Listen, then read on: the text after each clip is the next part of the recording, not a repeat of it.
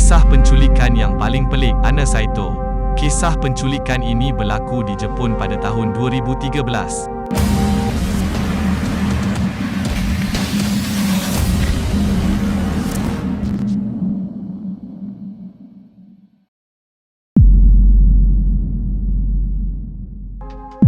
Anna Saito merupakan seorang remaja perempuan berusia 13 tahun yang digambarkan sebagai seorang berperwatakan ceria, mudah mesra dan mendengar kata kedua orang tuanya.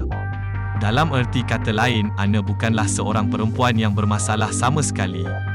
Kisah bermula pada 10 Mac 2013 apabila Anna telah dilaporkan hilang oleh ibu bapanya. Ibu bapa Anna membuat laporan kehilangan Anna setelah mendapati anak perempuan mereka itu langsung tidak pulang ke rumah selepas tamat waktu persekolahan. Satu-satunya maklumat sahih yang ibu bapa Anna dan pihak polis perolehi kali terakhir Anna dilihat adalah semasa dia berborak dengan seorang lelaki muda yang tidak dikenali. Lelaki tersebut dipercayai berada dalam lingkungan usia kurang dari 30-an. Dalam tempoh 9 hari kehilangan Anna, ibu bapanya telah 2 kali menerima surat kononnya kiriman daripada Anna. Surat pertama bertulis, "Saya ingin berehat dari bersekolah dan tak nak berada di rumah, jadi jangan cari saya." Isi kandungan dalam surat kedua pula, "Saya berada dalam keadaan baik dan minta maaf kerana telah menimbulkan masalah. Tak perlu cari saya." Pihak polis bagaimanapun tidak menolak sebarang kemungkinan bahawa Anna telah menjadi mangsa penculikan. Perkara ini berikutan Anna langsung tidak membawa barangan peribadi penting seperti pakaian dan beg duit. Jadi agak mustahil untuk Anna menyatakan lari dari rumah sedangkan dia adalah seorang perempuan yang baik. Hanya 2 tahun selepas kehilangan Anna, barulah dia berjaya ditemui semula. Penemuan itu dibuat setelah ibu bapa Anna menerima panggilan telefon daripada Anna sendiri yang memberitahu bahawa dirinya dalam keadaan selamat. Anna membuat panggilan telefon tersebut menggunakan telefon awam berhampiran dengan sebuah stesen sebelum disuruh ibu bapanya untuk membuat laporan di balai polis yang terdekat. Menerusi pendedahan daripada Anna, pihak polis telah mengenal pasti penculiknya yang dikenali sebagai Kabu Terauchi, 23 tahun.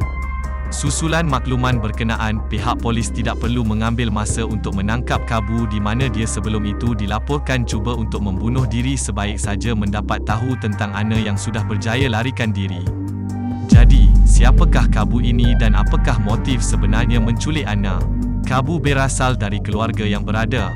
Dia yang tinggal berseorangan di sebuah rumah jenis apartmen dikatakan sebagai seorang yang pendiam akan tetapi sangat cemerlang dalam bidang akademik.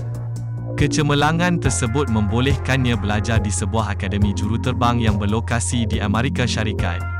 Berbalik dengan cerita hari kejadian penculikan Anna, dia yang ketika itu sedang dalam perjalanan pulang dari sekolah tiba-tiba ditegur oleh Kabu yang mengaku dirinya sebagai seorang peguam. Kata Kabu lagi, Anna harus mengikutinya kerana ibu bapanya sedang dalam proses penceraian. Malang untuk Anna kerana dia benar-benar mempercayai perkara tersebut. Seperkara dapat dipastikan, Kabu memang telah membuat penyelidikan tentang Anna sebelum dia melakukan penculikan itu. Anna juga diberitahu bahawa dia akan dibunuh oleh ibu bapanya bagi tujuan penjualan organ di pasaran gelap. Kabu ada menunjukkan rekod rakaman perbualan ibu bapanya berhubung perkara tersebut. Tanpa Anna sedari, rekod perbualan itu sebenarnya adalah rakaman perbualan palsu yang telah pun disunting Kabu. Setibanya di rumah Kabu, Anna kemudian dikurung di salah satu bilik rumah tersebut. Sepanjang 2 tahun tempoh penculikan Anna, dia telah dilayan Kabu dengan begitu baik sekali. Tiada sebarang bukti yang menunjukkan Anna pernah diikat, dipukul atau didera secara seksual.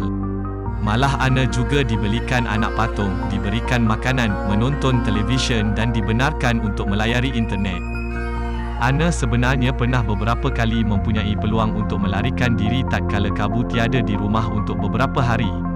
Tidak jelas penyebab sebenar Anna enggan melarikan namun boleh jadi dia dikhawatiri mengidap penyakit Stockholm Syndrome. Stockholm Syndrome adalah tindak balas psikologi di mana dalam kes-kes tertentu para tebusan penculikan menunjukkan tanda-tanda kesetiaan kepada penderanya tanpa mempedulikan bahaya atau risiko yang telah dialami oleh tebusan itu.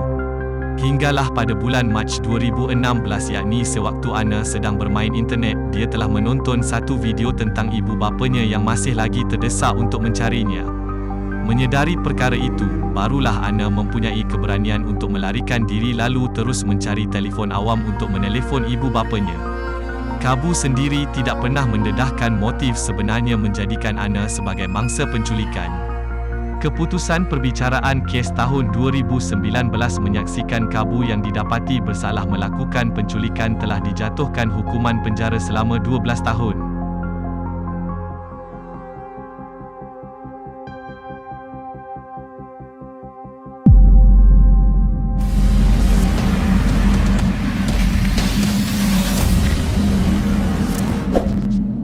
Sekian sahaja untuk kisah kali ini. Jangan lupa like, share dan subscribe.